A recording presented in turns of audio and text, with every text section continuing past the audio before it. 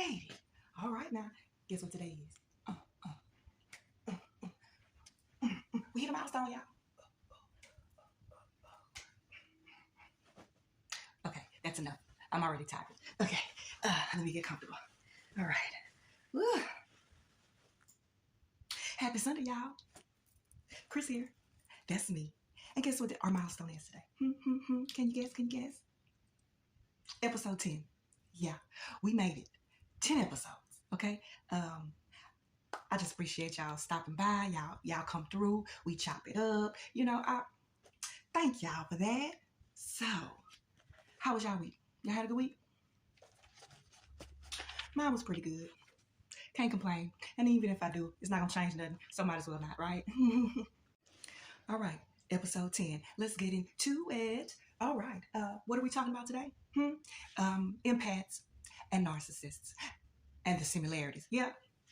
Wasn't expecting that part, were you? I know you wasn't, but that's okay. I saw this picture on social media like last week sometime, and it got my wheels turning. And so I want to dig in a little bit. If this resonates with you, feel free to comment, share, all that good stuff, because I'm just using my shit to help you with your shit so we can put all this shit behind us, right? So it's just a matter of just trying to learn, understand, and gain insight. Okay? Y'all ready? Now, I'm not going to lie to you. This might be a two-parter because this is some good stuff, okay? So let me go ahead on and get started, all right? And, of course, I will share all the information at the end. So, yeah, as always. Oh, hey, here I go. Okay, yeah. Got that thing on me, as always. So let's get to reading, okay? Shall we? All right. Empaths and narcissists indeed share some intriguing psychological traits, although they exist at opposite ends of the emotional spectrum.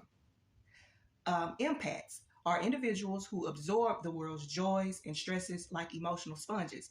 They lack the filters most people use to protect themselves from excessive stimulation, leading them to take in surrounding emotions and energies, whether positive, negative, or somewhere in between. All right. So that's an empath. Oh, and then we went over highly sensitive people a few episodes back, so catch that. I'm not gonna go over all that because I'm limited on time. Okay, moving on. Narcissist. Narcissists harbor an inflated self-importance, lack empathy, and crave constant admiration. They often seek attention and validation. Okay, so that's the information that we pretty much always get, like in researching certain stuff, right? But y'all, I came across this article and it was like, well, that's interesting. Okay, so now that's empath and narcissist, okay?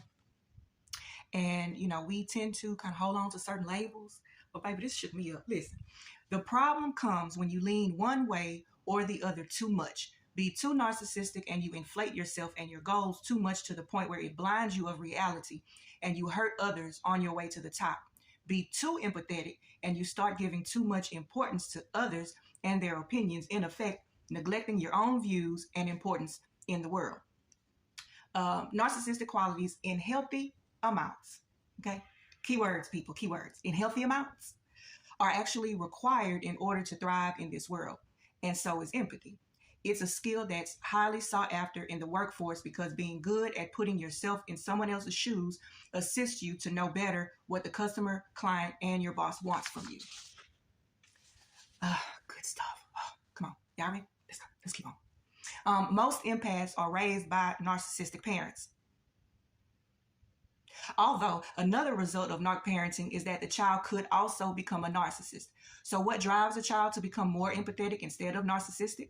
I think there is a very fine line between the two, and they're two sides of the same coin or two threads from the same fabric. I think that a narcissist used to be an empath. Contrary to what most common descriptions suggest, that they don't have empathy, I think they do have empathy, but only cognitive empathy, wherein one knows what others are feeling, but can't feel it themselves. They tried being the good, quiet, obedient child who only wanted to make their parents proud. They tried being the chameleon to anticipate their immature parents' needs, but they soon found out that even if they were everything their parents could want, they were still not given the attention they needed or wanted. And so hence they became a narcissist. What? Or this other part. Or they were abused for it Instead, so they realized that being empathetic was useless. And so they just, I'm going to be a narcissist. Pretty damn interesting to me. I mean, hey, I might be alone in this. Y'all let me know. Okay, empaths were raised similarly, but perhaps in a milder way.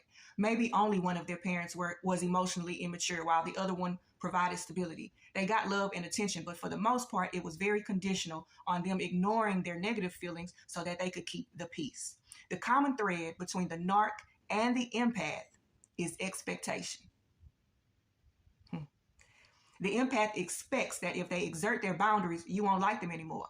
And the narc expects that if they don't inflate their own egos by making you feel small, then you're the one who will make them feel small.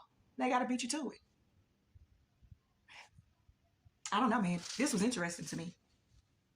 I do know that, you know, something happened to narcissistic people along the way. You know, when I first started this, I was talking about childhood. I personally think everything happens in childhood that helps shape you into who you become. So if it was expectation and the narcissist tried to be the good kid but still wasn't getting the attention they wanted or needed, then they acted out in a different way. Empaths, still expectation, but they acted out in a different way. I don't know. It's interesting. What y'all think? I don't know. I mean, like I said, this is just me trying to figure it out and learn, but I do know that something happened and shifted a narcissist way of thinking along the way. For my situation, you know, I don't know what it was that happened.